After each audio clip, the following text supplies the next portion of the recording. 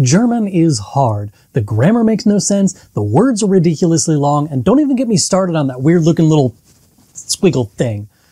At least that's what a lot of people think, but what if I told you that there are some things that you've heard about German that actually aren't true? Today we're busting some of the most common myths about learning German. Things that might make the language seem harder than it really is. So if you're ready to separate fact from fiction and make German learning a little easier, let's get started. The myth of gender being completely arbitrary. You ever feel like German noun genders were assigned by some guy who just rolled a die that had all the German genders on it?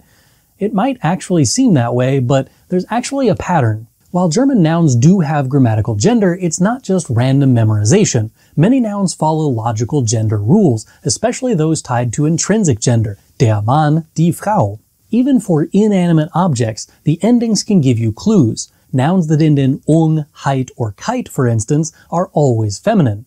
Chen and lein are always neuter. Learning these patterns makes noun genders much easier to manage, rather than just guessing every time. I made a video that explains all of the rules, which you can find in the description if you want to take a deeper dive into this issue. The myth of word order always being fixed. You've probably heard that German word order is super strict, but what if I told you it's actually more flexible than English is? While there are rules like the verb is always in second position in a main clause, German allows for variation depending on emphasis. Instead of saying, ich esse heute einen Apfel, I am eating an apple today, you can say, heute esse ich einen Apfel, today I am eating an apple. This highlights the word today, or heute. This flexibility helps you to shift the focus of the sentence without changing its meaning. So no, German word order isn't as robotic as people make it sound. It just takes a little bit of practice to get comfortable with the options. The myth of the Eszett being a completely arbitrary spelling oddity. The Eszett actually has very specific reasons and situations for being used. When you want to ensure that a word is pronounced with a long vowel sound, or when there is a diphthong, a fancy word for having two vowels together that make one sound, you need to write the word with an Eszett instead of a double S. Basically, it boils down to the sounds that you want to make within a word.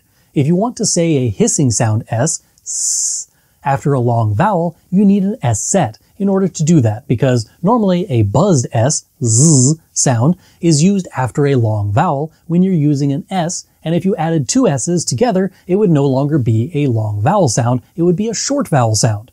This can be easily seen in the following three words: Fuß, Fluss, Fuß. The last one isn't a real word, but it illustrates how you would pronounce it if you followed the pattern. The myth of German being difficult and intimidating. German grammar, while complex, is ultimately logical and systematic. Breaking down common myths and approaching the language with a structured mindset can help make learning more manageable. By embracing the challenges and appreciating the beauty of the German grammar, learners can unlock a fascinating language and culture. If you're struggling with any of these myths or even some of the things that actually make learning German difficult, subscribe to this channel so you can figure it all out with ease.